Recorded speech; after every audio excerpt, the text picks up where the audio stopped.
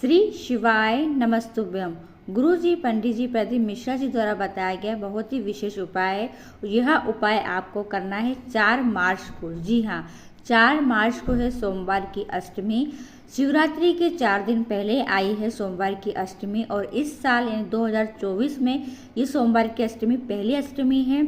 गुरु जी पंडित जी प्रदीप मिश्रा जी ने हमें इस तिथि से अवगत कराया है। गुरु जी ने बताया है कि सोमवार के दिन अगर अष्टमी तिथि पड़ती है तो वह दिन शिव और शक्ति के मिलन का दिन होता है और इस दिन हम महादेव को मनाने के लिए जो भी प्रयास करते हैं वह सारे प्रयास सफल होते हैं और बाबा मनोकामना पूरी करते ही करते हैं। जी हाँ, इस दिन हम जो भी उपाय करते हैं वह उपाय हमारा सफल होता है और जिस भी कामना से हम करते हैं वह मनोकामना पूरी होती ही होती है। तो अगर आप कई उपाय करके थक से गए हो, हार से गए हो और अभी तक आपकी मनोकामना पूरी नहीं हुई है तो यह दिन बहुत ही खास और विशेष है।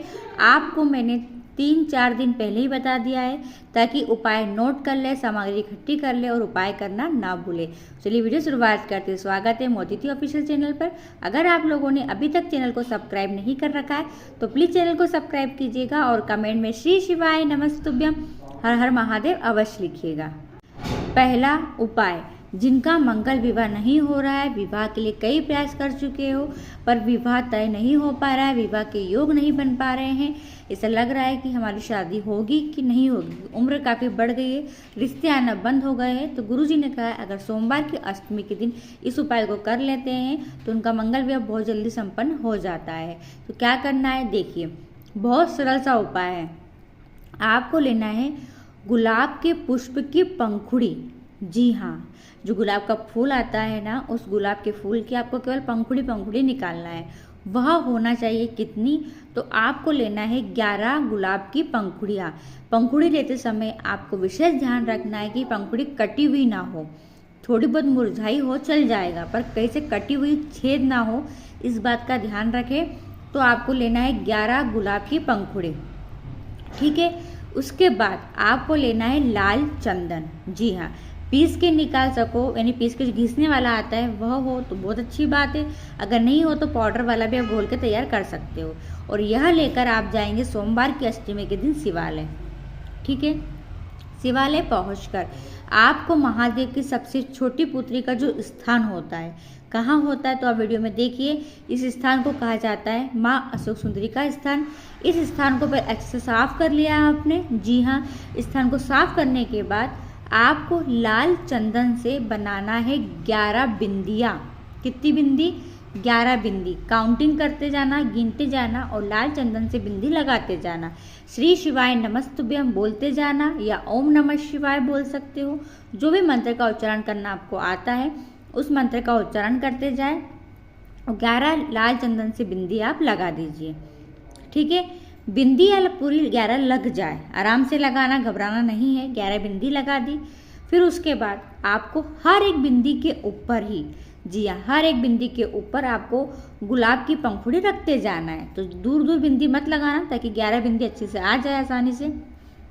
11 बिंदी लग जाए फिर एक एक पंखुड़ी उसके ऊपर रखते जाना। 11 बिंदी के ऊपर 11 गुलाब के पुष्प की पंखुड़ी रख दे, अपने विवाह की कामना करे। और यह विशेष उपाय केवल सोमवार की अष्टमी के दिन किया जाता है और जिनका मंगल विवाह नहीं हो रहा है वह स्वयं करे तो बहुत अच्छा फायदा मिलता है। पर अगर बच्चा बच्ची दूर है तो माता पिता उपाय करे तो प्रयास कीजिएगा उन्हें बता दें ताकि वह उन्हें, हम जिसके लिए भी उपाय करते हैं उसे उपाय पता होना चाहिए कि हमने उसके लिए उपाय किया है। करके देखना, मंगल विवाह बहुत जल्दी संपन्न हो ही जाएगा। दूसरा उपाय देखिए, बहुत ज़्यादा बीमार रहते हो, रोग है, तकलीफ है, कष्ट है, बीमारी पीछा नहीं छोड़ रही है, या घुटना दर्द, कमर दर्द, पीठ दर्द, रीढ़ की हड्डी में दर्द, सर दर्द, यानी पूरी बॉडी में अगर पेन होता है, दर्द होता है और गोली खा खा के थक गए हो, हार गए हो, कुछ समझ नहीं आ रहा है, यानी ऐसा भी हो जाता है कि दवाइयाँ लगना बंद हो जाती है। जी हाँ, हम दवाई तो खाते हैं पर वह असर नहीं करती है। कितनी भी दवाई खा ले पेट दर्द तो होते ही होता है, घुटने दर्द तो होते ही होते हैं। तो गुरु जी ने सोमवार की अष्टमी के दिन यह उपाय करने को कहा है। आप क्या करेंगे, आपको लेना है 14 चने की दाल। जी हाँ, चने की दाल ध्यान रखिए टूटी कटी हुई ना हो, साबुत 14 चने की दाल लेना है, ठीक है। 14 चने की दाल लेकर जो व्यक्ति बीमार रहता है उसके ऊपर से आपको 14 बार उस दाल को उतारना है। उतारते कैसे है, तो ऊपर से नीचे उतार दें। उतारने के बाद 14 चने की दाल को लेकर आप शिवालय जाएं और शिवालय पहुंचकर बाबा के ऊपर यानी शिवलिंग के ऊपर आपको चने की दाल समर्पित करना है। जी हाँ, जो व्यक्ति बीमार रहता है उसके ऊपर से उतार लो 14 बार और शिवलिंग पे जाकर समर्पित कर दो। इस उपाय को भी आप सोमवार की अष्टमी के दिन किसी भी समय कर सकते हो। यह विशेष उपाय रोग मुक्ति के लिए है। तीसरा उपाय, गुरुजी ने कहा है अगर बहुत ज़्यादा तकलीफ में चलते हो, एक के बाद एक समस्या आपके सामने खड़ी रहती है आपका सामना करने के लिए, दुख की घड़ियाँ समाप्त नहीं हो रही, जीवन बहुत तकलीफ में गुजर रहा है, जीवन में कई चीज़ें ऐसी हो रही है जो सोच समझ से परे है, कुछ समझ नहीं आ रहा है क्या करे क्या ना करे। ये कह सकते हैं कि हमारा कोई भी कार्य नहीं बन रहा है और हम हर जगह हाथ फैला के हर व्यक्ति को बोलकर थक गए हैं। तो चाहे विवाह को लेकर हो, चाहे नौकरी को लेकर हो, चाहे व्यापार आपका नहीं चल रहा हो, या नया मकान लेना चाहते हैं, खुद की प्रॉपर्टी खरीदना चाहते हैं, तो यह उपाय आप आपके जीवन की कोई भी समस्या हो अगर, तो इस उपाय को सोमवार की अष्टमी के दिन करना है। गुरुजी पंडित जी प्रदीप मिश्रा जी द्वारा बताया गया उपाय है। आपको क्या क्या करना है, आपको लेना है एक बेलपत्री, जी हाँ, थोड़ा सा लाल चंदन, जी, थोड़ा सा पीला चंदन, जी, और आपको लेना है शहद। ठीक है, क्या लिया, बेलपत्री केवल एक, पीला चंदन घर में रहता ही है, लाल चंदन भी घर में रहता है और शहद भी घर में रहता है, और बेलपत्री तो बाबा की चढ़ी हुई है, उसे धोकर भी आप उपयोग में ले सकते हो। ठीक है, क्या करना, बेलपत्री की जो ऊपर वाली पत्ती हो उस ऊपर वाली पत्ती पर आपको करना है पीले चंदन का लेपन। जी, अच्छे से पूरी पत्ती पर आपको पीले चंदन का लेपन कर देना है। मैंने पूरा प्रयास किया है कि आपको वीडियो में करके दिखाऊं ताकि समझ में आ जाए। पूरा पीला चंदन का लेपन कर दिया ऊपर आपने, नीचे की दोनों पत्ती जो है उन दोनों पत्ती पर आपको लाल चंदन का लेपन कर देना है। लाल चंदन के लेपन में अच्छे से कर दीजिएगा। गुरुजी ने कहा है बेलपत्री की दोनों पत्ती और ऊपर की पत्ती के बीच का जो स्थान होता है वह 64 योगिनियों के स्थान होता है, जहाँ 33 कोटि देवता भी विराजमान रहते हैं।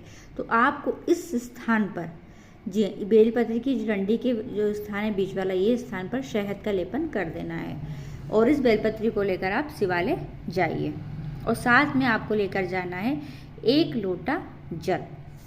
क्या करोगे, बेलपत्री सबसे पहले महादेव की सबसे छोटी पुत्री माँ अशोक सुंदरी के स्थान पर चढ़ाना, जहाँ पर चंदन लगाया है उस भाग को नीचे करना, डंडी का भाग जैसे जल बह के जाता है उस दिशा में हम कर देंगे।